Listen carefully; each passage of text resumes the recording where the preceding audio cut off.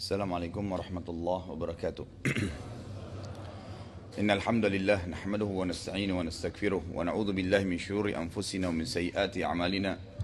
May yahdihillahu fala mudilla lahu wa may yudlil fala hadiya lahu. Asyhadu an la ilaha illallah wahdahu la syarika lahu wa asyhadu anna Muhammadan abduhu wa rasuluh. Qala Allah ta'ala ya ayyuhalladzina amanu taqullaha haqqa tuqatih wa la tamutunna illa wa antum muslimun. وقال عز من قال يا أيها الناس اتقوا ربكم الذي خلقكم من نفس واحدة وخلق منها زوجها وبث منهما رجالا كثيرا ونساء واتقوا الله الذي تساءلون به والأرحام إن الله كان عليكم رقيبا وقال عز وجل يا الذين آمنوا اتقوا الله وقولوا قولا سديدا يصلح لكم أعمالكم ويغفر لكم ذنوبكم ومن يطع الله ورسوله فقد فاز فوزا عظيما أما بعد فإن أصدق الحديث كتاب الله وخير هدي محمد صلى الله عليه وسلم وشر الأمور محدثاتها فإن كل محدث بدعة وبدعة ضلالة وإن ضلالة في النار. Pertama-tama saya mohon maaf terlambat ini. Mudah-mudahan saja Bapak Ibu sekalian tetap duduk di rumah Allah, di majelis ilmu, dicatatkan pahala oleh Allah Subhanahu wa taala. Karena memang tadi betul-betul ada udzur syar'i, tapi insyaallah ya semua tetap dinilai pahala seperti saya katakan tadi oleh Allah Subhanahu wa taala. Baik, kita masuk ke poin yang besar. Setelah panjang lebar membahas masalah kisah pasukan gajah, kemudian berkuasanya pemerintahan negeri Faris di Yaman, ya bagaimana Abraham masuk ke dari negeri Najasyi Afrika ke Yaman, kemudian bagaimana nanti dari Yaman pun ada dari anak keturunan raja aslinya yang mengeluarkan kembali atau yang menguasai kembali negeri Yaman itu. Kita masuk ke fase kisah kelahiran Nabi SAW, kemudian pertumbuhan beliau sebelum penobatan menjadi Nabi dan Rasul. Dimulai dengan Abdul Muttalib, paman Nabi SAW atau kakek Nabi SAW. Beliau dikaruniai oleh Allah Azza wa Jal seorang anak bernama Abdullah. Dan Abdullah ini adalah anak yang paling bungsu. Anak yang paling bungsu dari 10 orang anak laki-laki. Sudah pernah kita jelaskan bahwasanya Abdul Muttalib pernah bernazar waktu dia mencari sumur Zamzam, kemudian dia masih dibantu oleh satu orang anaknya yang bernama Harith, anak pertama paman Nabi SAW. Itu dia merasa lemah karena nggak ada yang membela dia. Maka pada saat dia menemukan air Zamzam dan dia dinobatkan menjadi Raja Mekah, karena nggak ada yang memiliki Zamzam kecuali dia pada saat itu. Ya setelah dia ke Madinah kehabisan air, ya karena ingin mencari peramal di sana, akhirnya keluarlah Zamzam dari bekas telapak kaki untanya dan seterusnya. Dia pulang ke Mekah, dia menjadi raja. Waktu dia menjadi raja, dia bernazar, dia mengatakan kalau seandainya ya saya dikaruniahi 10 orang anak laki-laki, maka saya akan sembelih salah satunya. Dan kebetulan ayah Nabi SAW adalah anak beliau yang ke-10 laki-laki. Jadi Abdul Muttalib dikaruniai oleh Allah Subhanahu wa taala anak 14. 4 perempuan, sisanya yang 10 itu semuanya laki-laki. Abdullah ini dinikahkan oleh Abdul Muttalib dengan umur yang muda. Khilaf di antara ahli sejarah antara 17 sampai 19 tahun. Dinikahkan dengan Aminah. Aminah adalah sepupunya sendiri. Aminah adalah sepupunya sendiri, tapi Aminah ini tinggalnya di kota Madinah. Pada saat menikah, dalam hitungan 6 bulan saja setelah menikah, Abdullah meninggal dunia.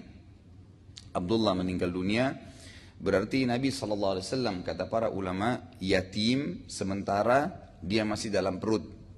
Dan juga perlu kita tekankan di sini Bapak Ibu sekalian, dan pernah saya jelaskan juga poin ini, istilah yatim itu hanya diberikan bagi orang yang kehilangan ayahnya.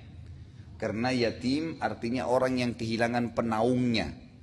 Di Indonesia biasanya ditambah piatu. Itu piatu istilah bagi orang yang kehilangan ibunya. Jadi kalau anak kehilangan ayah ibu dikatakan yatim piatu. Sebenarnya tidak ada istilah piatu dalam Islam. Yang ada cuma yatim. Dan yatim itu hanya orang yang meninggal ayahnya. Jadi kalau ibunya meninggal tidak dikatakan yatim karena penaungnya masih ada. Jadi semua orang yang meninggal ayahnya selama dia belum balik itu namanya yatim. Tapi kalau meninggal ibunya, ayahnya masih ada, tidak dihitung yatim. Ini sebuah hukum yang perlu Anda ketahui, karena seringkali kita salah dalam menginfakkan harta untuk anak yatim. Dan juga fadilah-fadilah anak yatim itu kembali kepada hukum ini. Intinya adalah Nabi SAW menjadi yatim pada saat beliau masih dalam perut ibunya, dan tepatnya pada tanggal 12 Rabiul Awal tahun gajah. Ini terakhir kita bahas kalau tidak salah itu masalah ya Abraha dihancurkan yang dikenal dengan tahun gajah, dan masyarakat Mekah menjadikan tahun gajah sebagai perhitungan tanggal mereka. 50 hari tepatnya setelah kejadian Abraha dihancurkan oleh Allah Azza wa Jalla di depan Ka'bah dengan pasukan gajahnya, lahirlah Nabi Muhammad SAW, dan pada hari kelahiran beliau itu terdapat kejadian-kejadian besar yang sifatnya universal. Artinya terjadi di seluruh dunia pada saat beliau SAW lahir. Yang pertama, kejadian yang terjadi pada saat hari lahirnya Nabi SAW adalah keluarnya ya bintang yang dikenal oleh, terlihatnya bintang yang dikenal oleh orang-orang Yahudi dengan istilah bintang Ahmad. Bintang Ahmad ini tidak diketahui oleh orang Yahudi saja, dan orang-orang Yahudi menemukan ini dalam kitab Taurat, bahwasanya Nabi terakhir nanti kalau lahir mereka akan melihat bintang dan mereka namakan bintang Ahmad, bintang tanda keluarnya Nabi terakhir. Dalam sebuah riwayat yang sahih yang menceritakan kepada kita tentang terlihatnya bintang Ahmad ini, seorang sahabat yang bernama Hassan ibn Thabit radhiyallahu anhu. Hassan ibn Thabit ini seorang ya masyarakat Madinah asli, beda umurnya dengan Nabi SAW 7 tahun. Beda umurnya beliau 7 tahun dengan Nabi SAW. Hassan ini nantinya akan menjadi penyair Nabi SAW. Beliau sangat mahir dalam bersyair, maka beliau nanti akan membela Nabi SAW itu dengan syairnya. Beliau berkata, saat aku berumur 7 tahun, suatu hari, aku pernah berada di salah satu pemukiman kaum Yahudi. Tepatnya umur 7 tahun itu berada di pemukiman Yahudi. Zaman dulu itu misalnya di Bekasi ini, kalau ada orang Yahudi tinggal kayak di kota Madinah itu mereka buat benteng sendiri. Kalau kita sekarang mungkin komplek perumahan, tapi zaman dulu dibuatin benteng. Jadi setiap suku itu punya benteng. Khawatir kalau suku lain menyerangnya gitu. Jadi dalam satu kota itu ada banyak lagi benteng-benteng gitu. Hassan bin Thabit sedang berada di salah satu benteng orang Yahudi, dan dia bercerita waktu umurnya 7 tahun di Madinah. Aku suatu hari pernah berada di salah satu pemukiman Yahudi di benteng mereka.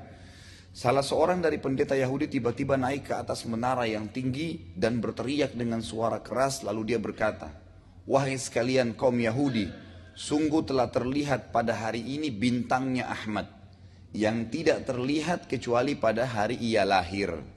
Yang tidak terlihat kecuali pada saat dia lahir. Dan sudah kita tekankan dan kita sering ulangi pada saat di awal-awal pertemuan sirah kita, bahwasanya orang-orang Yahudi ini orang-orang yang paling mengenal Nabi Muhammad SAW. Mereka paling tahu. Sampai dulu kita sudah jelaskan alasan orang-orang Yahudi masuk ke Madinah, karena mereka yakin akan ada Nabi terakhir keluar di kota ini, dan bernama Ahmad. Serta Nabi SAW di awal pertemuan juga riwayat Imam Muslim, beliau berkata, saya punya 5 nama. Saya Ahmad, saya Muhammad, saya Mahi, saya Hashir, dan saya Aqib. Ya, itu nama Nabi SAW. Berarti Ahmad dan Muhammad sama nama Nabi SAW. Kemudian orang-orang Yahudi juga sering berkata kepada masyarakat asli Madinah, suku Aus dan Khazraj, suku asli Madinah yang nanti akan menjadi Ansar, nanti akan keluar Nabi terakhir di kota ini, dan kamilah orang yang paling pertama beriman kepadanya, serta kalau kami beriman dan kalian tetap kafir, maka kami akan memerangi kalian seperti peperangan Ad ya, dan Iram. Maksudnya kalian akan kami habisi semuanya. Ini berarti banyak sekali isyarat orang-orang Yahudi sangat mengetahui tentang Nabi alaihi salatu wassalam. Dan ditemukan dalam banyak ayat Taurat bahwasanya Nabi terakhir akan keluar ya di sebuah kota yang dipenuhi dengan batu-batu hitam yang tajam. Itu ada di Madinah. Dikenal sekarang dengan Harra Syarqiyah dan Harra Gharbiyah. Kalau Bapak Ibu lagi diberikan taufik oleh Allah umrah atau haji, terutama kalau lagi umrah ya, agak luang gitu waktunya, Ibu bisa dan Bapak minta sama gaibnya diantar keliling kota Madinah. Jadi bukan cuma tempat-tempat ziarah umumnya saja, tapi ada satu wilayah namanya Harra Syarqiyah, Harra Gharbiyah. Ya, wilayah timur dan wilayah barat. Ini dipenuhi dengan batu-batu hitam yang tajam dan luasnya luas sekali, ya. Bisa sampai puluhan mungkin ratusan kilometer. Jadi Madinah tidak akan pernah diserang atau tidak bisa diserang di zaman itu dari dua wilayah ini. Dari timur dan baratnya nggak mungkin bisa diserang. Karena orang kalau jalan kaki aja setengah mati, apalagi orang pakai kuda gitu. Nggak bisa sama sekali. Dan ini akan kita bahas juga pada saat kita membahas perang Khandak. Ya. Kenapa Nabi SAW membuat parit? Dan di mana Nabi SAW membuat parit? Ternyata dua wilayah timur dan baratnya ini karena penuh dengan batu, jadi nggak bisa diserang. Jadi beliau buat paritnya itu justru dari arah selatannya kota Madinah, karena Mekah dari arah selatan saja. Jadi beliau tidak mengelilingi seluruh Madinah dengan parit, tapi hanya di wilayah selatan saja. Karena timur dan baratnya penuh dengan batu-batu hitam yang tajam, di belakangnya itu jauh di daerah utaranya dari arah negeri Syam itu dipenuhi dengan perkebunan kurma yang sangat padat. Jadi sulit sekali untuk diserang Madinah kecuali dari selatan saja. Maka beliau buat nanti parit di arah selatan. Di Taurat disebutkan akan keluar nanti Nabi terakhir di sebuah kota yang bernama Thabah. Thabah ini artinya baik. Dan Nabi SAW mengatakan dalam hadis Bukhari Muslim, Madinah ini adalah Thabah Tayyibah. Jadi nama lainnya kota Madinah adalah Thabah dan Tayyibah. Jadi di situ ada wilayah yang disebutkan dalam Taurat, ada wilayah yang ada batu hitamnya dan wilayah yang dipenuhi dengan pohon kurma. Jadi sampai hari ini di seluruh Saudi itu belum ada yang bisa menyaingi Madinah ya dari perkebunan kurmanya. Banyak sekali. Ya saking banyaknya kurma sampai unta dan kuda yang mereka tunggangi pun itu mengkonsumsi kurma. Ya nanti kita akan lihat di perang Badr, Abu Sufyan itu berhasil mengetahui bahwasanya pasukan muslimin sudah sampai di wilayah Badr karena mereka menemukan, Abu Sufyan menemukan kotoran unta, itu ada kurmanya, ada biji kurmanya. Jadi Abu Sufyan tahu ini berarti unta dari masyarakat Madinah gitu. Berarti pasukan muslimin sudah sampai di wilayah ini gitu. Jadi sampai atau saking banyaknya masalah ini. Tapi intinya adalah orang-orang Yahudi sangat mengetahui. Dan ini Allah sebutkan dalam Al-Quran, A'udzubillahi minasyaitonirrajim, ya'rifunahu kama ya'rifuna abna'ahum. Mereka mengenal benar Muhammad itu sebagaimana mereka mengenal ya anak-anak mereka. Jadi mereka tahu betul. Nanti akan lebih banyak kita bahas di pertemuan-pertemuan kita ini. Lalu yang kedua, kejadian yang kedua adalah ibunya Nabi SAW Aminah melahirkan Nabi SAW tanpa ada kesulitan sedikit pun. Dari pertama hamil ya sampai melahirkan semuanya mudah. Semuanya mudah. Sebagian ahli sejarah mengatakan bahkan Aminah waktu melahirkan tidak menggunakan tenaga orang lain. Ya. Artinya melahirkan begitu saja. Melahirkan Nabi SAW keluar gitu. Dan sangat mudah. Tidak menggunakan kalau kita sekarang bidan atau dokter. Gitu. Yang ketiga adalah Nabi SAW telah lahir dalam keadaan mengangkat kepalanya ke arah langit seakan-akan orang sedang berdoa. Jadi waktu Nabi SAW lahir, itu langsung kepalanya menghadap ke langit, tangannya ke langit, seakan-akan sedang berdoa kepada Allah Azza wa Jalla. Ini banyak sekali diangkat oleh para ahli sejarah. Kemudian selanjutnya juga yang keempat adalah Nabi SAW lahir dalam keadaan terkhitan. Jadi sudah terkhitan dengan sendirinya. Kemudian juga yang kelima, Nabi SAW telah lahir tidak terbebani lagi dengan tari pusar. Tidak ada lagi tari pusarnya. Kalau kita kan masih nunggu seminggu, 2 minggu baru jatuh sendiri kering, ini enggak. Memang lahir dalam kondisi sudah sempurna. Ya. Sampai kelima berita ini sampai kepada Nabi SAW. Maaf, keempat berita ya. Karena yang satu tadi masalah Hasan bin Thabit. 4 berita ini waktu sampai kepada Abdul Muttalib. Tentang Aminah melahirkan tanpa kesulitan. Nabi SAW mengangkat kepalanya ke langit seakan-akan sedang berdoa. Beliau terkhitan dan tidak ada lagi tali pusarnya, gitu kan? Itu waktu sampai berita tersebut kepada kakek beliau, Abdul Muttalib. Abdul Muttalib sangat senang dan ia berkata, sungguh pada anakku ini terdapat perkara besar. Nanti ini orang jadi orang penting nih, nggak mungkin sembarangan seperti ini keadaannya. Lalu Abdul Muttalib membawa bayi Nabi SAW ke Ka'bah saat baru lahir dan ialah yang memberikan namanya Muhammad. Ada rahasia di sini nama Muhammad. Nama Muhammad ini dulu tidak dikenal oleh masyarakat Arab. Jadi nama Muhammad itu sebenarnya bukan nama Arab. Bukan nama orang Arab awalnya. Setelah Nabi SAW dinamakan Muhammad, barulah diketahui atau masyhur nama tersebut. Dari mana kisahnya? Muhammad ini beranjak kisahnya dari Abdul Muttalib, kakek beliau. Suatu hari pernah keluar bersama dengan 3 orang sahabatnya. Yang pertama Sulaiman ibn Mujazi'. Ini temannya Abdul Muttalib ya.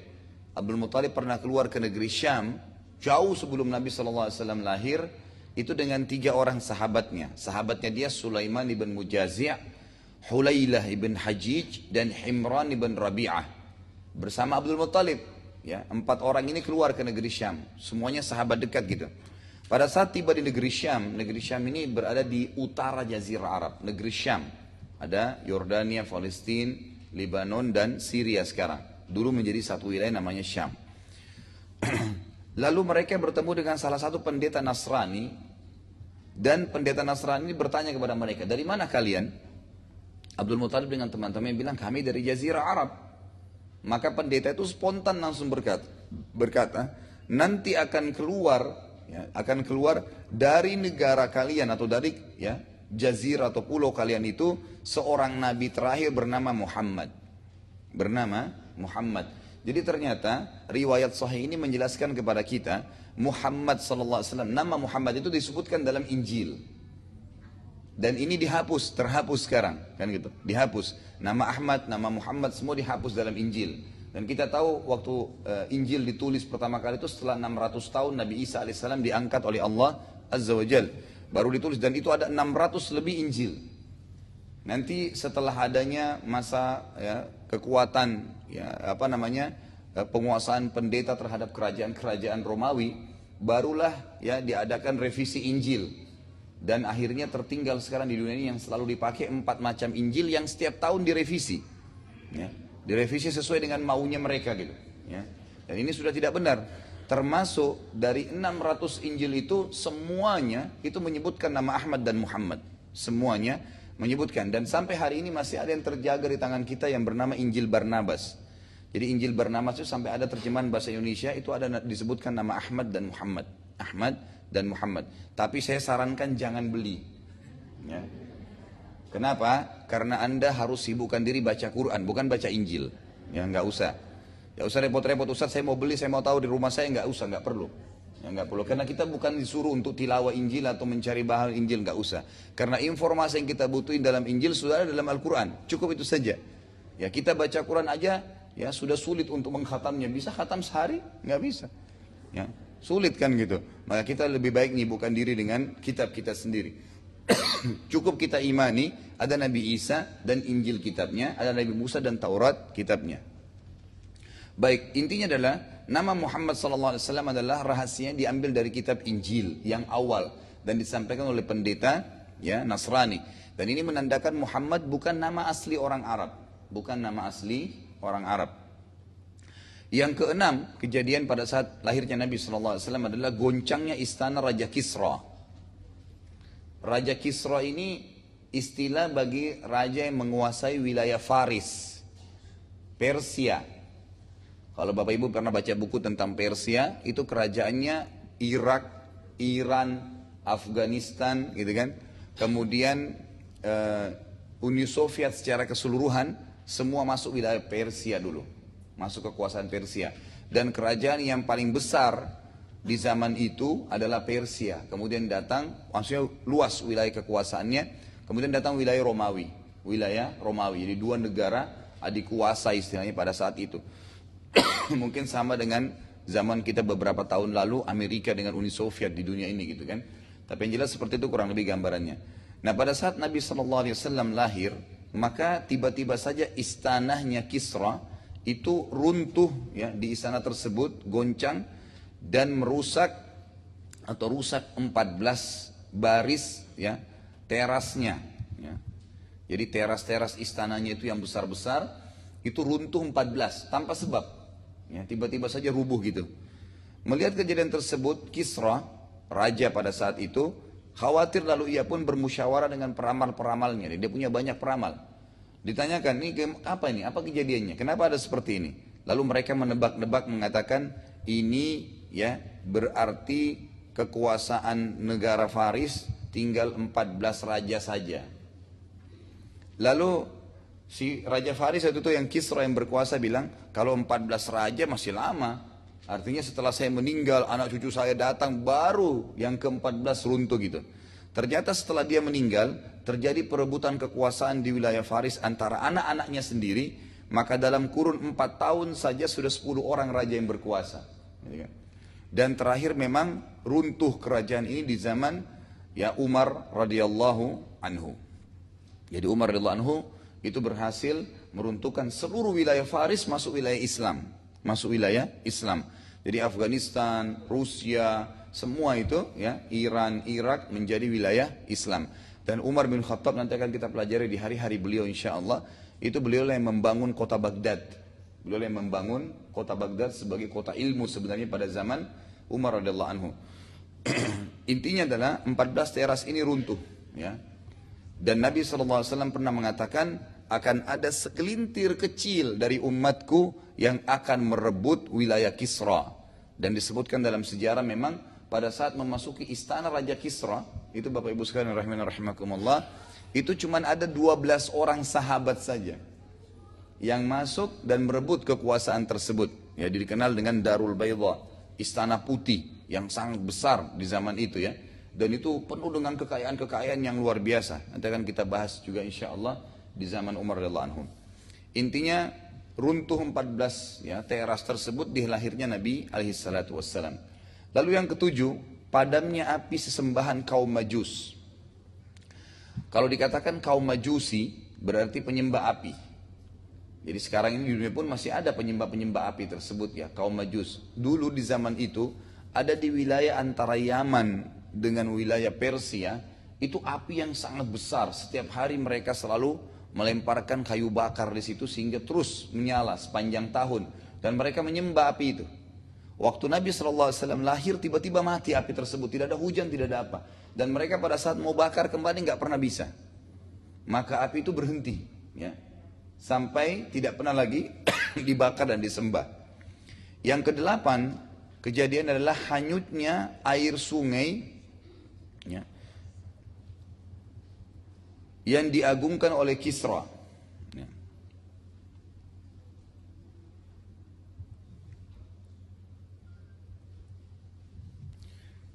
Jadi ada satu sungai di bawah istanahnya Kisra, itu seperti kalau sekarang di India sungai Gangga. Ya. Jadi sangat diagungkan, sangat dihormatin, dianggap orang kalau sakit minum airnya bisa sembuh. Orang kalau kesedihan dimandikan air itu maka bisa ya hilang sedihnya, dan beragam macam keyakinan. Mereka agungkan sekali sungai tersebut, dan itu hanya boleh ya diambil airnya melalui izin Kisra. Subhanallah, waktu Nabi SAW lahir airnya jadi kering sungai itu. Jadi nggak ada lagi alasan mereka untuk menyembah sungai itu. Ya, ya sungai dinamakan sungai yang dikuasai oleh Kisra. Ya, sungai yang diagungkan. Kemudian yang kesembilan adalah kisah tentang Halimah Sa'diyah, ya, kisah tentang menyusui Nabi Sallallahu Alaihi Wasallam. Tentu di sini kita akan bahas bagaimana prosesi Nabi SAW disusui oleh Halimah dan berapa lama beliau tinggal di sana bersama Halimah. Tapi sementara Halimah mengambil Nabi SAW, banyak keajaiban yang terjadi. Tradisi kaum Quraisy dulu, mereka setiap kali lahir bayinya selalu disusui dan dibesarkan selama 2 tahun ya, awal umurnya di luar kota Mekah, tepatnya di pemukiman kaum Badui. Kaum Badui itu pemakaman masyarakat yang tinggal di pedalaman sekali. Ya, kalau kita sekarang mungkin di Indonesia di pegunungan gitu kan. Di pegunungan atau di daerah padang pasir ini. Ada alasannya. Alasannya kenapa orang-orang Arab Mekah itu memberikan anak-anak mereka disusui di daerah padang pasir. Ini kita bisa bayangkan ya, ini di zaman dulu. Bagaimana dengan zaman kita sekarang sebenarnya? Alasan-alasannya sesuatu yang masuk di akal. Yang pertama adalah agar orang-orang, agar anak-anak ya asli Quraisy itu tetap menjaga bahasa Fusha namanya. Apa itu bahasa Fusha? Bahasa Arab asli. Al-Quran yang Bapak Ibu baca sekarang itu tertulis dalam bahasa Fusha. Jadi orang Arab ini punya 2 bahasa Arab ya. Ada bahasa Fusha, itulah dalam Al-Quran, dan ada bahasa Ammiyah. Ammiyah itu bahasa pasaran. Jadi kalau Bapak Ibu sekalian lagi ke Mesir, orang Mesir punya dialek sendiri, itu bahasa Ammiyah namanya.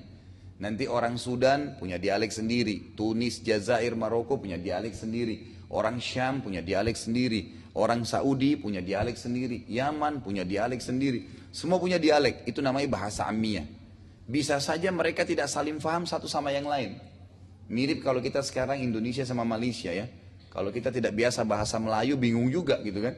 Ya, jadi mereka menggunakan kalimat-kalimat yang aneh bagi kita. Saya dulu waktu tahun 89 pertama ke Mesir, kebetulan paman saya nikah sama orang Malaysia, istri beliau. Itu waktu kami baru datang gitu kan, baru masuk rumah, terus istrinya bilang, ini budak-budak sudah tiba. Saya sama sepupu saya bisik-bisikan, kita dibilang budak gitu. Padahal sebenarnya maksudnya anak-anak gitu kan. Nah ini contoh saja, beda dialek tapi bisa salah faham kan gitu. Nah sama itu, dalam bahasa Arab sama begitu. Jadi orang Mesir sama orang Saudi itu beda dialeknya. Bisa juga kalimatnya sama tadi, bahasa Melayu dengan kita itu. Gitu.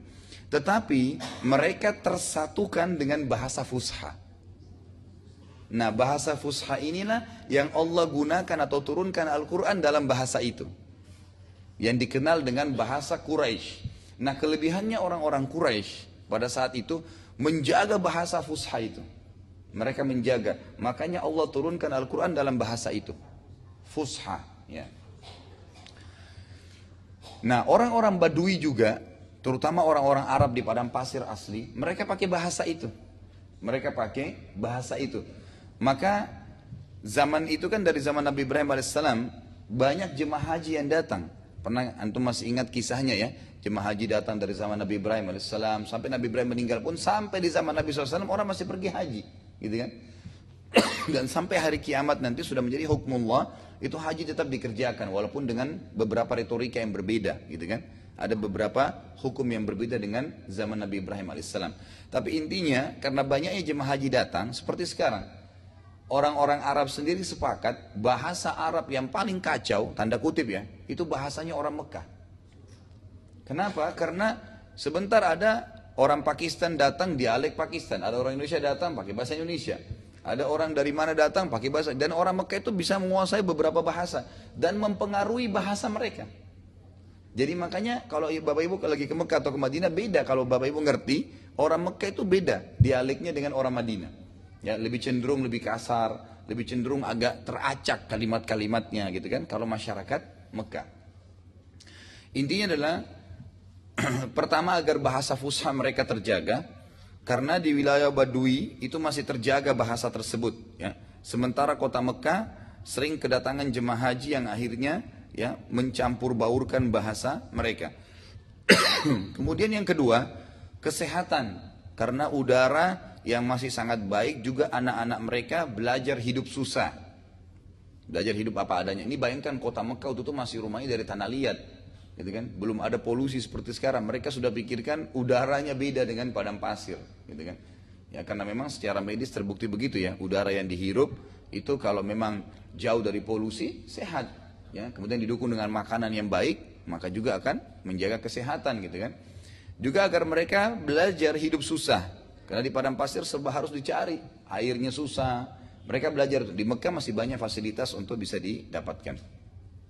Saat Nabi kita Muhammad SAW lahir, secara kebetulan wanita-wanita Badui dari suku Sa'diyah. Suku Sa'diyah ini dari suku Arab yang berada di padang pasir. Kalau tidak salah sekarang jaraknya sekitar 80 km dari kota Mekah. Ya. Jadi mereka masih ada sampai sekarang suku ini. Ya, sampai sekarang mereka masih ada. Mereka memang selalu menawarkan jasa-jasa mereka, jasa menyusui itu di zaman tersebut kepada masyarakat Mekah, karena kondisi ekonomi masyarakat Mekah itu masih lebih baik daripada mereka dan mereka hidup dari situ. Jadi dengan menyusui anak masyarakat Mekah selama 2 tahun, itu maka mereka akan dibayar. Mereka akan dibayar. Salah satu dari wanita tersebut ya, yang terkenal dalam sejarah Islam akhirnya adalah Halimah Sa'diyah. Sa'diyah adalah nama sukunya ya. Dan juga dia datang kebetulan waktu itu bersama suaminya yang bernama Harith. nama suaminya Sa'diyah ini. Keadaan Halimah dan suaminya waktu itu sangat miskin dan mereka pas-pasan hidupnya. Saat tiba di Mekah, ya, masing-masing dari wanita-wanita Sa'diyah ini keliling untuk mencari anak-anak yang siap untuk disusui. Mereka semua keliling, ya, dan pada saat tiba di rumah Aminah, mereka nolak. Tidak ada satu wanita pun dari wanita Sa'diyah ini yang mau menyusui Nabi SAW waktu itu. Termasuk Halimah. Awalnya. Kenapa? Karena tidak ada ayahnya. Nggak ada yang bayar nanti. Gitu. Mereka anggapannya begitu. Jadi semuanya menolak. Dan akhirnya mereka semua keliling kota Mekah. Ini awal sejarahnya ya. Sampai semuanya sudah mendapatkan ya anak susuan kecuali Halimah. Waktu Halimah ini teman-temannya semua sudah dapat dan mereka sudah lihat mau pulang ya untuk mulai tugasnya istilahnya. Maka Halimah sedih, dia nggak dapat anak susuan gitu kan. Suaminya pun berkata kepada dia, coba aja kamu ambil anak yatim itu, siapa tahu justru jadi berkah buat kita. Gitu. Halimah pun akhirnya ya mengambil Nabi alaihi salatu wassalam. Ada sebuah kisah ringan di sini. Waktu Halimah datang dari kampungnya itu ke sekarang aja kalau sekitar 80 km, Bapak Ibu sekalian bisa bayangkan kalau kecepatan 80 km mobil atau 100 km baru sampai 1 jam gitu kan. Zaman itu naik unta, naik keledai, itu sangat lama gitu kan. Nah Halimah ini tidak punya kendaraan waktu itu kecuali keledai-keledainya sangat kurus. Teman-temannya dia ini saking kurusnya keledainya pada saat sedang jalan menuju ke Mekah, Halimah selalu di belakang sama suaminya dan suaminya tidak bisa naik bersama dia, pegang talinya gitu kan. Sampai mereka berkata, "Hai Halimah cepatlah, kau terlambatkan kami." Karena di padang pasir itu kalau orang berpisah sedikit bisa kehilangan jejak, nggak bisa lihat kemana arahnya. Apalagi kalau ada di dalam sebuah gurun, kita nggak bisa tahu ini kan arahnya kemana. Maka Halimah pun selalu berusaha untuk mempercepat. Yang terjadi adalah setelah Halimah ya, mengambil Nabi SAW waktu mereka mau pulang ke sana, baru dipegang dan niat mau mengambilnya, itu keledainya jadi kuat dan pada saat pulang ke kampungnya mendahului teman-temannya semua. Sampai teman-temannya semua bilang, "Hai Halimah, bukan ini keledai tadi yang kau pakai datang gitu." Ya. Halimah mengatakan, "Iya." "Lalu apa yang kau kasih makan dia?" Gitu kan. Kata Halimah, "Saya tidak kasih apa-apa." Gitu. Maka Halimah pun lebih dulu sampai ke perkampungan daripada teman-temannya. Ini diantara kisah-kisah yang diangkat oleh para ahli sejarah. Kemudian Halimah juga kebetulan pada saat itu memiliki seekor unta betina yang sangat lemah dan kurus di perkampungannya ya. Tiba-tiba saja menjadi gemuk unta tersebut dan mengeluarkan susu yang melimpah, juga melahirkan banyak sekali anak. Jadi unta dari kurus tiba-tiba gemuk, banyak susunya dan melahirkan banyak anak. Sehingga Halimah dalam seketika saja itu sudah punya peternakan unta.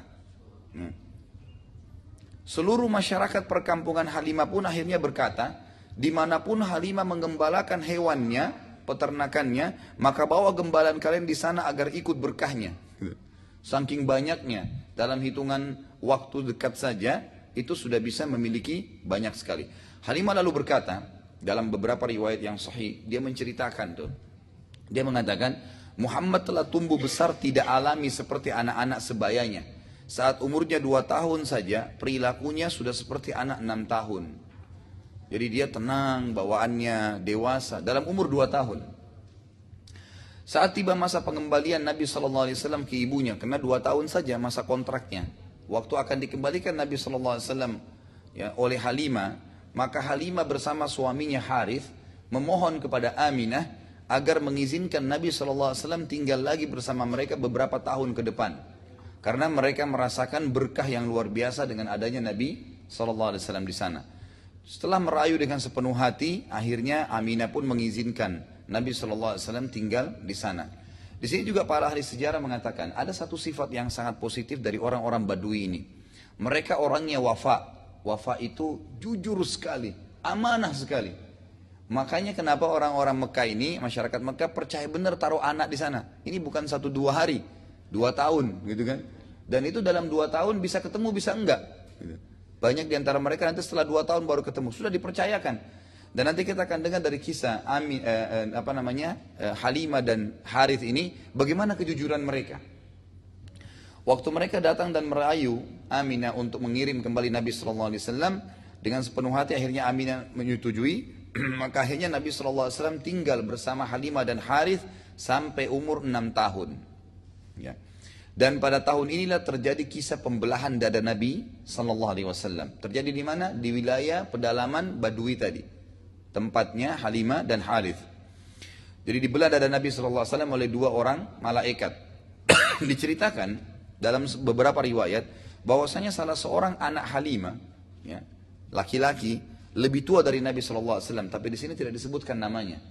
Anak ini tiba-tiba saja sementara bermain dengan Nabi SAW, berlarian pulang ke rumahnya, lalu berteriak, ya, dengan wajah yang diselimuti ketakutan. Wahai ayahku, wahai ibuku, saudaraku dari Quraisy sedang dikeroyok oleh 2 orang laki-laki yang memakai baju putih. Maka Halimah sama Harith ketakutan. Di mana posisinya? Di sebelah sana, diikutin. Saat tiba di sana, ya, lalu Halimah dan Harith bertanya, hai Muhammad, apa yang terjadi denganmu? Nabi SAW ceritakan, sungguh telah datang kepadaku 2 orang yang mengenakan pakaian yang berwarna putih dan menjatuhkanku di tanah, lalu membelah dadaku serta mengeluarkan darinya bongkohan hitam. Nabi SAW masih belum paham. Masih 6 tahun, apa ini? Siapa yang datang nggak tahu. Anak kecil ditangkap, ditidurin, dibelah dadanya, dikeluarin. Tapi dia saksikan semua itu. Mendengar cerita Nabi SAW, maka Harith segera membuka baju Nabi SAW dan ternyata terdapat benar ada bekas jahitan di dada beliau. Ya, jadi dadanya memang betul-betul terjahit, kayak bekas dibelah gitu. Kejadian tersebut membuat Harith dan Halimah sangat ketakutan dan khawatir, sehingga mereka mengambil keputusan untuk mengembalikan Nabi SAW pada ibunya Aminah. Ini ketakutannya ya. Jadi karena ini amanahnya, maka dia khawatir. Yang dikhawatiri apa? Jangan sampai ini jin yang datang dan nanti satu waktu Muhammad meninggal, mereka diminta pertanggungjawabannya. Nah. Maka mereka sepakat berdua membawa Nabi SAW pulang ke Mekah. Waktu sampai di rumah Aminah, Aminah pun bingung. Kenapa kok tiba-tiba kalian tergesa-gesa memulangkan Muhammad? Padahal waktu umur 2 tahun kemarin kalian malah yang ngoyo istilahnya ya. Kalian yang minta-minta agar Muhammad dibawa kembali ke sana. Lalu Harith dan Halimah mengatakan tidak ada apa-apa, kami cuma mau mengembalikan saja. Dia nggak mau ceritain gitu. Sampai Aminah tekankan dengan sangat tegas, barulah mereka menceritakan kisahnya. Anehnya, Aminah ibu Nabi SAW dengan tenang mengatakan, apakah kalian takut dia diganggu oleh jin? Demi Allah tidak mungkin. Di sini orang Arab Quraisy tahu ada Tuhan namanya Allah. Tapi mereka masih berbuat kesyirikan. Apa itu kesyirikan? Syirik itu diambil dari kata-kata syaraka yusyariku, mempartisipasikan Allah dengan makhluknya. Jadi orang-orang Quraisy itu masih bilang Masya Allah, gitu kan? Mereka masih bilang Insya Allah, itu kalimat bagi mereka biasa. Siapa yang ciptakan langit dan bumi? Allah, gitu kan? Tapi mereka masih menyembah berhala sebagai perantara antara mereka dengan Allah. Itu yang dikatakan partisipasikan Allah dengan makhluk dalam hal ibadah. Dan ini sudah pernah saya tekankan, di zaman sekarang masih banyak perilaku orang-orang kafir Quraisy. Dalam sholatnya dia mengatakan, Iyyaka na'budu wa iyyaka nasta'in, hanya kepadamu kami menyembah, hanya kepadamu kami minta tolong. Selesai salam pergi kuburan sebelah masjidnya. Minta-minta pada kuburan tersebut, dianggap kuburan orang soleh lah, orang alim lah. Apa bedanya dengan orang Quraisy yang membuat berhala? Makanya para ulama mengatakan, saya heran melihat ada orang yang datang ke kuburan yang dianggap orang alim, minta-minta, sementara di dalam kuburan itu sudah menjadi tanah. Dan manusia biasa seperti dia. Kenapa Bapak Ibu sekalian kita membacakan salawat untuk Nabi SAW? Apa itu salawat? Minta agar Allah tambahkan rahmat untuk beliau. Nabi diampuni dosanya. Tapi kita masih minta ya membacakan salawat dalam banyak keadaan kita. Zikir pagi sore disuruh baca 10 kali. Kemudian sebelum salam setiap sholat kita membaca. Pada hari Jumat disuruh membaca. Banyak sekali perintahnya gitu kan. Kenapa kita baca itu? Karena Nabi SAW sendiri masih membutuhkan tambahan rahmat Allah. Apalagi manusia biasa. Maka jangan jahil. Jangan sampai keliru. Dianggap kuburan ini berkah. Pergi minta-minta di sana. Ya, ini semua tidak benar. Ya, Nabi SAW waktu meninggal, para sahabat tidak pernah sekalipun ya menyapu-nyapu ya kuburan beliau, mencari berkah di kuburan beliau, itu tidak pernah terjadi. Tidak pernah terjadi dalam kehidupan para sahabat. Maka harus hati-hati. Justru orang mati itu membutuhkan kita. kita. Makanya kita kalau lewat di kuburan atau ziarah kuburan disuruh baca salam dan mendoakan mereka yang sudah mati. Siapapun itu. Siapapun itu kita dianjurkan membaca doa untuk mereka. Termasuk para sahabat Nabi yang mulia. Ridwanullahi alaihim. Nabi SAW setiap hari Senin dan Kamis menziarahi Baqi dan memberikan salam dan mendoakan mereka. Sementara di Baqi banyak sahabat Nabi yang mulia yang meninggal. Ya, termasuk diantaranya adalah Sa'ad bin Mu'adz radhiyallahu anhu. Sa'ad bin Mu'adz ini sampai kata Nabi SAW waktu dia meninggal, arsy-Nya Allah goncang. Karena dekatnya dengan Allah SWT. Dikubur di Baqi. Tapi Nabi SAW setiap Senin Kamis memberikan salam dan mendoakan mereka. Artinya orang yang sudah mati butuh doa. Bukan kita yang berdoa di situ. Allah tidak ingin dipartisipasikan dengan makhluknya. Anda minta langsung kepada Allah Azza wa Jalla. Langsung angkat tangan ke langit, selesai. Komunikasi dengan Allah. Baik, intinya Aminah berkata, apakah kalian takut dia diganggu oleh jin? Sungguh demi Allah tidak mungkin, karena aku saat mengandungnya sempat mimpi mengucapkan kalimat u'idzuhu billahil azim min kulli syarrin wa ainin hasid, yang artinya u'idzuhu billahil azim, saya meminta atau menjauhkan diri dari Allah yang maha agung untuk bayi ini, min kulli syarrin, dari segala keburukan, wa ainin hasid. Ya, jadi termasuk keburukan jin di sini, keburukan apa saja, dan juga mata hasutnya orang atau iri dengkinya orang.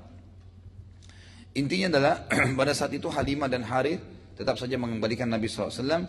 Maka pada saat umur 6 tahun Nabi SAW tinggal kembali bersama ibu beliau. Nah pada saat umur 6 tahun ini baru saja beberapa bulan bersama dengan ibunya, maka ibunya Aminah mengajak ya Nabi SAW itu untuk ke Madinah, pergi ke Madinah. Jadi beliau sudah pernah datang ke Madinah pada saat umur 6 tahun itu untuk menziarahi keluarga ibunya karena asli dari Madinah. Waktu pulang dari Madinah, tepatnya di wilayah Rabwah namanya. Rabwah ini sekitar pertengahan pas antara Mekah dan Madinah, mungkin 200 kiloan dari Madinah. Itu Aminah meninggal dunia. Aminah ibu Nabi SAW meninggal dunia. Dan ini ada riwayat yang sahih menjelaskan Nabi SAW ini tentang keadaan ibunya Aminah. Ya. Kata Nabi SAW, aku meminta izin kepada Tuhanku untuk menziarahi ibuku. Ini setelah hijrah ke Madinah. Ya. Maka aku diizinkan dan aku meminta agar beristighfar untuk ibuku, maka aku tidak diizinkan. Kenapa? Karena Aminah meninggal dalam kondisi menyembah berhala. Menyembah berhala. Dan ini membantah banyak pendapat orang yang mengatakan tidak mungkin kedua orang tua Nabi SAW mati dalam keadaan kafir. Siapa yang bilang tidak mungkin? Kita punya wahyu.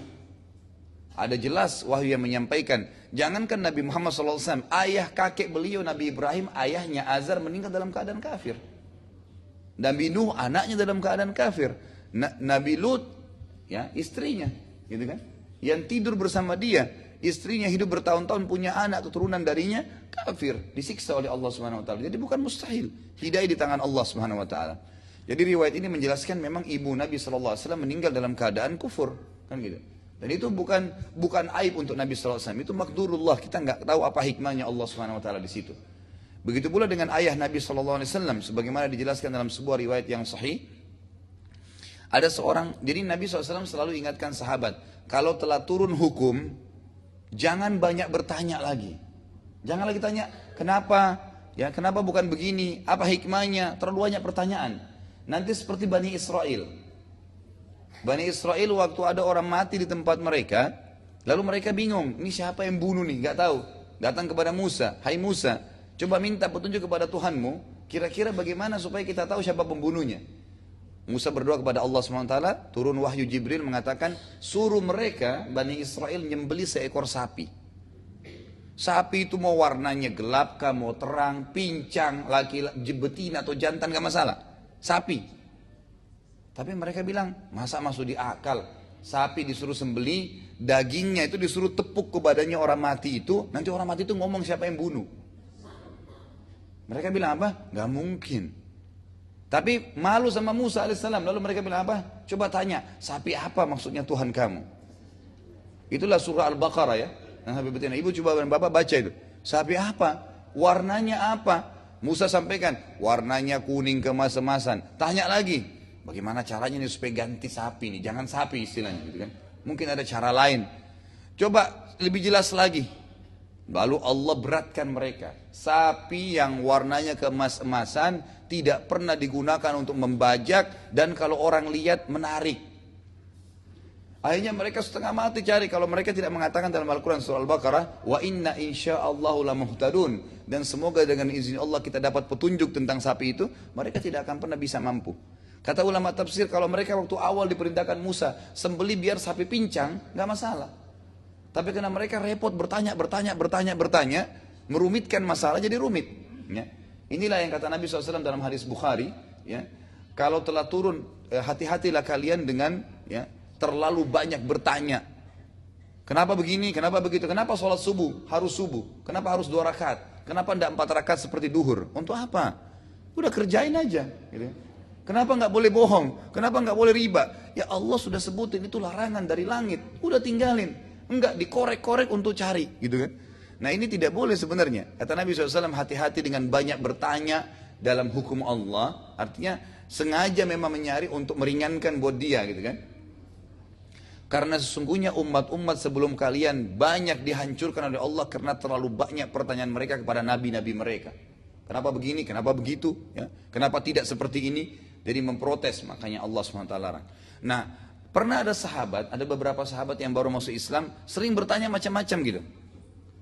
Lalu Nabi SAW narah, menegur mereka. Nabi naik atas mimbar sambil berkata, ingatlah tadi hadis itu ya, umat-umat sebelum kalian dihancurkan oleh Allah karena terlalu banyak pertanyaan terhadap Nabi mereka. Baik, hari ini saya izinkan kalian bertanya. Silakan tanya, walaupun aneh-aneh istilahnya gitu kan. Ada satu sahabat iseng berdiri mengatakan, ya Rasulullah, ayah saya di mana? Ayahnya ini meninggal dalam keadaan kafir zaman jahiliyah, menyembah berhala macam-macam, minum khamar, buat maksiat banyak gitu. Wahyu datang mengatakan, sampaikan hai Muhammad, ayahnya di neraka. Ayahmu di neraka, kata Nabi SAW. Semestinya kalau dia tidak tanya, ya lebih tenang dia sebenarnya, tapi dia bertanya, kan gitu. Lalu orang itu marah, keluar dari masjid. Kata para sahabat, ya Rasulullah, orang tadi yang bertanya marah. Nabi SAW suruh panggil, ditepuk pundaknya, lalu kata Nabi SAW, jangankan ayahmu, ayahku juga di neraka. Ini riwayat sahih ya, yang menjelaskan Nabi SAW memastikan ayah beliau meninggal dalam keadaan menyembah berhala. Ya kan? Kalau orang-orang itu yang hidup sebelum Nabi SAW tidak menyembah berhala, masih berpegang pada agamanya Allah istilahnya, gitu kan? Nanti akan kita sebutkan ada poin pelajaran kita, beberapa orang-orang Quraisy yang masih bertauhid, nggak menyembah berhala sama sekali. Mereka tetap masih berpegang pada ajaran Nabi Ibrahim alaihissalam, maka mereka waktu meninggal masuk surga. Mereka masuk ke dalam surga. Karena sudah juga saya sebutkan Bapak Ibu sekalian, untuk memastikan kembali, semua nabi-nabi sebelum Nabi kita Muhammad alaihissalatu wassalam itu diutus untuk kaumnya masing-masing. Jadi Nabi, wilayah kota Mekah itu, wilayah dakwanya Nabi Ibrahim saja. Jadi siapapun yang berpegang dari masyarakat Mekah, dari ajarannya Nabi Ibrahim alaihissalam, masuk surga. Nabi Isa di negeri Syam, gitu kan? Dan sudah biasa di zaman sebelum Nabi SAW, satu waktu itu dengan beberapa nabi. Seperti Nabi Musa bersama dengan adiknya Harun, bersama dengan Khidir. Kan gitu. Satu zaman, Nabi Ibrahim bersama dengan kedua anaknya, Ismail dan Ishak. Kemudian bersama ponakannya, Lut. Nabi-nabi, tapi masing-masing punya lokasi dakwah. Tidak ada kewajiban mereka untuk menyampaikan dakwanya ke lokasi lain. Makanya pernah saya bilang, anehnya itu kalau orang-orang Nasrani menyebarkan agamanya sampai ke Indonesia. Karena Nabi Isa itu tidak punya kewajiban sampai ke Indonesia. Cuma di Bani Israel saja. Beda dengan Nabi Muhammad SAW. Karena Allah mengatakan, wa ma arsalnaka illa rahmatan lil alamin. Kami enggak utus kaum Muhammad kecuali untuk seluruh alam semesta. Memang begitu. Dan Nabi SAW waktu diutus karena beliau Nabi terakhir, tidak ada Nabi sezaman dengan beliau. Enggak ada lagi. Beliau sendirian. Pada zaman beliau diutus. Baik, kembali kepada kisah kita. Setelah kembali ke Mekah, Nabi SAW akhirnya ibunya dikuburkan di Rabwah, ya kan? Setelah kembali ke Mekah, maka Nabi SAW dinaungi oleh kakeknya Abdul Muttalib. Karena sudah ayah ibunya nggak ada lagi, tinggal sama kakeknya. Keluarga Abdul Muttalib ini hampir seluruhnya hidupnya waktu itu ya pas-pasan. Walaupun Abdul Muttalib adalah Raja Mekah pada saat itu. Ada sebabnya, karena mereka terkenal dengan karamnya. Mereka terkenal dengan karam. Karam ini artinya kemuliaan, suka memberikan makan orang gitu kan. Sampai tradisi orang-orang Quraisy itu yang sangat menarik sebenarnya, yaitu termasuk kehidupan keluarga Nabi SAW di Mekah. Itu mereka biasanya tiap malam menyalakan api unggun di depan rumah mereka, itu untuk memberikan isyarat kepada siapapun yang butuh bantuan makanan, bantuan apa saja bisa datang ketuk rumahnya jam berapa saja. Itu saking karamnya gitu. Keluarga Abdul Muttalib hampir seluruhnya hidup mereka pas-pasan waktu itu, walaupun Abdul Muttalib adalah raja di Mekah. Hal ini disebabkan karena mereka terkenal sangat mulia dan mereka dari sisi lain menghabiskan harta untuk tugas, ya tugas utamanya adalah pengurusan jemaah haji. Ya, jadi zaman itu makan minumnya jemaah haji ditanggung oleh orang-orang Quraisy, terutama keluarga Abdul Muttalib, ya. Yang dikenal dengan siqaya dan rifadah, ya, memberikan makan, minum, ya, kemudian pengurusan atau pengawasan terhadap atau perawatan terhadap Ka'bah sendiri. Dari kehidupan inilah Nabi SAW akhirnya terbentuk menjadi pribadi yang unggul karena lebih peduli terhadap kebutuhan orang lain, terutama pada tamu-tamu Allah Azza wa Jal yang sedang datang ibadah haji. Dan juga beliau akhirnya terbiasa dengan hidup yang sederhana. Jadi sudah tadi hidup dengan Halimah Sa'diyah, kemudian hidup lagi dengan Abdul Muttalib yang memang Raja Mekah tapi lebih peduli dengan masyarakat umumnya. Dari sisi lain, Nabi SAW juga belajar dari kakeknya Abdul Muttalib kepemimpinan dan bagaimana berhubungan dengan para tokoh-tokoh masyarakat karena beliau raja. Ya, jadi belajar dari situ bagaimana menghadapi tamu, bagaimana memimpin. Ya. Nabi SAW selama 2 tahun terus mengikuti kakeknya Abdul Muttalib, bahkan ikut duduk di majelisnya. Umurnya 6 tahun sampai 8 tahun. 2 tahun itu selalu ikut terus dengan kakeknya Abdul Muttalib dalam majelisnya sebagai Raja Mekah. Sementara beliau itu masih umur 6 sampai 8 tahun ya. Terkadang Nabi SAW pada saat Abdul Muttalib terlambat datang dalam majlisnya, itu sengaja duduk di kursi Abdul Muttalib. Jadi ada kursi raja istilahnya, singgasana raja, nggak boleh orang lain duduk. Anak-anaknya Abdul Muttalib saja nggak ada yang berani duduk di situ gitu. Tapi Nabi SAW karena masih kecil datang duduk di situ. Lalu paman-pamannya bilang, "Hai Muhammad, pindahlah." Nabi SAW tidak mau pindah, tapi mereka tidak berani ganggu karena ini di bawah naungan Abdul Muttalib. Waktu Abdul Muttalib datang mengatakan, "Biarkan dia. Sungguh anak saya nanti ini kelak akan menjadi tokoh besar," gitu kan. Setelah umur 8 tahun, atau pada saat umur 8 tahun, Abdul Muttalib kakek Nabi SAW meninggal dunia dan akhirnya Nabi SAW jatuh di bawah naungan pamannya Abu Talib. Ya, jadi Abdul Muttalib kakeknya sudah meninggal umur 8 tahun, mulai 8 tahun itu sampai nanti ya beliau menikah ya atau sampai beliau sampai menikah itu masih bersama dengan Abu Talib, pamannya.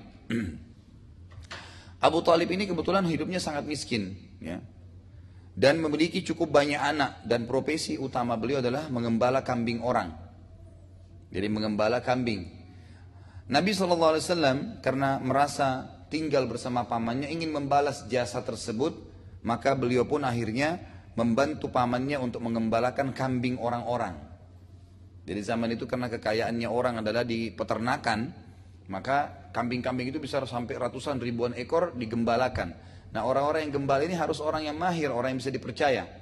Abu Talib termasuk orang yang dipercaya oleh masyarakat Mekah dan Nabi SAW kerja bersama Abu Talib mengembala kambing tersebut. Nabi SAW cukup lama mengembala kambing dari umur 8 tahun sampai 21 tahun. Jadi cukup lama. Dan beliau bersabda dalam hadis Bukhari, hadis sahih, tidak ada seorang nabi pun kecuali pasti mengembala kambing. Semua nabi itu, ya sebagaimana Ibnu Katsir menyebutkan dalam tafsir beliau, tafsir Quran Al-Azim, beliau mengatakan Allah mengutus 124 ribu nabi. Di antaranya ada 313 rasul. Ya. Jadi bedanya nabi itu orang yang Allah utus hanya mengingatkan kaumnya apa yang disampaikan oleh nabi atau rasul sebelumnya. Enggak bawa ajaran baru istilahnya. Ngingatin aja kaumnya. Tapi kalau rasul adalah orang yang Allah utus membawa syariat baru yang menghapus syariat sebelumnya. Makanya dari 124 ribu nabi itu ada 313 rasul saja yang memperbaharui dengan syariat baru. Yang wajib kita imani 25 nabi dan rasul yang disebutkan dalam Al-Quran saja. Jadi masih banyak kita belum tahu tuh ceritanya. Kan gitu. Baik. Nabi SAW cukup lama mengembala sampai umur 21 tahun dan beliau SAW setelah bersabda, tidak ada seorang nabi pun kecuali pasti mengembala kambing. Ada alasannya, karena ada hadis ini, maka para ulama membahas kenapa kok kambing? Kenapa bukan hewan lain? Kenapa bukan profesi lain? Kenapa harus setiap nabi itu dikatakan mengembala kambing? Pasti ada tujuannya. Ternyata para ulama hadis terus selalu mempelajari dan mereka menyimpulkan bahwasanya dengan profesi ini mengembala kambing, maka terdapat pelajaran yang pertama, menjaga amanah orang yang sifatnya banyak. Karena mengurus gembalaan itu beda dengan mengurus benda yang tidak hidup. Dan kambing ini sangat banyak, ini amanah orang. Yang kedua, membantu orang yang telah berbuat baik. Karena Nabi SAW pada saat mengembalakan kambing pamannya itu membalas jasa. Kena numpang di rumah orang, maka beliau balas dengan itu. Ya, ini berarti kita juga harus mengingat jasa orang-orang. Ya, sampai tersebar berita di kalangan orang-orang Arab sampai hari ini, ya, itu ada sebuah prinsip. Orang yang telah berbuat kebaikan kepadamu sekali, maka jangan kamu berhenti membalasnya walaupun seumur hidupmu. Sekali saja. Kalau orang itu pernah buat baik, maka kamu mestinya membalas kebaikan tersebut seumur hidupmu. Ya, itu saking pentingnya untuk mempedulikan tentang keadaan orang atau balasan terhadap orang yang telah berbuat baik. Juga ada pelajaran besar bagaimana Nabi SAW dari umur 8 tahun dianjurkan agar atau diajar oleh Allah SWT agar punya penghasilan sendiri. Punya penghasilan sendiri. Karena dengan menggembala ini maka Abu Talib akan dibayar oleh masyarakat Mekah dan Nabi SAW juga sendiri itu mendapatkan balasan dari situ. Jadi beliau sudah mulai punya penghasilan sendiri. Sekaligus kita titik beratkan di sini, Bapak Ibu sekalian, berhubungan dengan masalah nafkah. Jadi anak laki-laki itu kewajiban orang tuanya memberikan nafkah, sifatnya wajib ya. Berdosa kalau tidak orang tuanya tidak kasih nafkah, itu hanya sampai balik. Hanya sampai balik saja. Jadi setelah balik itu sunnah hukumnya. Karena anak laki-laki itu malah ditekankan dalam hukum syari untuk bekerja, ya, mencari penghasilan sendiri. Walaupun tentu tetap orang tuanya tidak mungkin biarkan. Tapi ini kita bicara masalah hukum wajib sunnahnya. Beda dengan anak perempuan ya. Anak perempuan itu tetap wajib orang tuanya memberikan nafkah kepadanya sampai ya dia menikah. Kalau tidak menikah sampai dia meninggal. Dan ini juga sekaligus apa hikmahnya? Kenapa warisan itu laki-laki dapat 2, perempuan dapat 1? Kenapa? Karena perempuan dalam segala keadaannya selalu aman. Kalau dia belum menikah, tetap wajib ayahnya memberikan nafkah kepadanya. Kalau sudah menikah, suaminya punya kewajiban memberikan nafkah. Sementara laki-laki sebaliknya. Dia harus malah yang menaungi dan mengeluarkan nafkah tersebut. Ini kurang lebih pelajaran-pelajaran dan yang paling besar kata para ulama hikmah adalah orang pada saat mengembala kambing umumnya itu mereka berada di lapangan yang luas dan dengan waktu yang lama dari pagi sampai sore biasanya karena tidak ada kerjaan biasanya mereka lebih mudah untuk bertafakkur ke penciptaan Allah di langit. Jadi mereka bisa lihat langit, merenungi. Coba kalau Bapak Ibu lagi ada waktu lowong di lapangan luas duduk lihat langit sejenak gitu. Lalu tadabbur memikirkan masalah itu termasuk perintah Allah SWT. Nah dengan mengembala kambing ini banyak sekali yang bisa diambil pelajaran ya dari tafakkur kepada makhlukatillah. Juga dari sisi lain lagi, kambing ini ya sebagaimana sabda Nabi SAW, sebaik-baik harta ya yang dimiliki seorang muslim itu adalah gembalaan kambing. Gitu ya. Kok bisa? Apa hikmahnya? Juga sisi lain, kenapa sebentar lagi kita masuk kurban? Kenapa kambing dan domba lebih afdal? Apa sebabnya? Kenapa kalau akikah sembelih kambing? Banyak kan tersebar di Indonesia ini berita, oh kalau makan kambing darah tinggi. Kalau malah kambing itu kolesterol. Padahal dia sendiri masih belum ada penyakit itu. Kalau sudah ada penyakit itu, jangankan makan kambing, makan yang lain saja bermasalah gitu kan? Nggak ada hubungannya sama kambing di sini. Tapi ulama coba membahas ternyata kambing itu kata para ulama tidak ada sesuatu yang disebutkan dalam Al-Quran atau Sunnah, baik itu buah-buahan atau hewan, ya kalau sifatnya positif memang disuruh konsumsi, kecuali pasti baik buat kesehatan kita. Seperti misalnya disebutkan tentang buah-buah di surga apa? ada delima, ada anggur, kan gitu. Buah-buah ini pasti nilainya lebih tinggi daripada buah lain, gitu. Karena disebutkan kurma, zaitun, ya. Kemudian hewan-hewan disebutkan, gitu kan? Ada kambing, ada unta, ya, ada kuda yang boleh dikonsumsi. Yang tidak boleh dilarang berarti ada larangannya, tapi yang boleh dikonsumsi. Nah khususnya kambing ini banyak sekali fokus gitu kan. Akikah kambing, nggak boleh sembelih yang lain ya, nggak ada pilihan. Berarti kan kita selain menyembelih kita disuruh konsumsi. Dan disebutkan dalam hadis Bukhari Nabi SAW paling gemar itu makan paha kambing, ya, gitu. Bukan karena beliau orang Arab ya, bukan karena itu. Karena sekarang kan identik sekali kambing dengan orang Arab gitu kan. Ya, karena memang mungkin mereka menjadikan makanan keseharian gitu ya. Tapi kita kembali kepada hukum syar'i yang lebih besar, lebih universal. Kenapa dalam agama kita malah diperintahkan? Seperti bagian dari syariat. Bukan seperti, memang bagian dari syariat kita. Akikah harus pakai kambing, gitu kan? Kambingnya harus sempurna, gitu kan? Gak boleh cacat, umurnya harus kambing itu 1 tahun, kalau domba 6 bulan. Nanti kalau setelah itu baru masuk ke sapi, baru masuk ke unta. Termasuk kurban ya, Bapak Ibu sekalian. Mohon maaf ini saya bahas hukum syar'inya. Kalau Anda mau sembelih sapi silahkan. Tetapi tetap ulama mengatakan afdolnya kambing.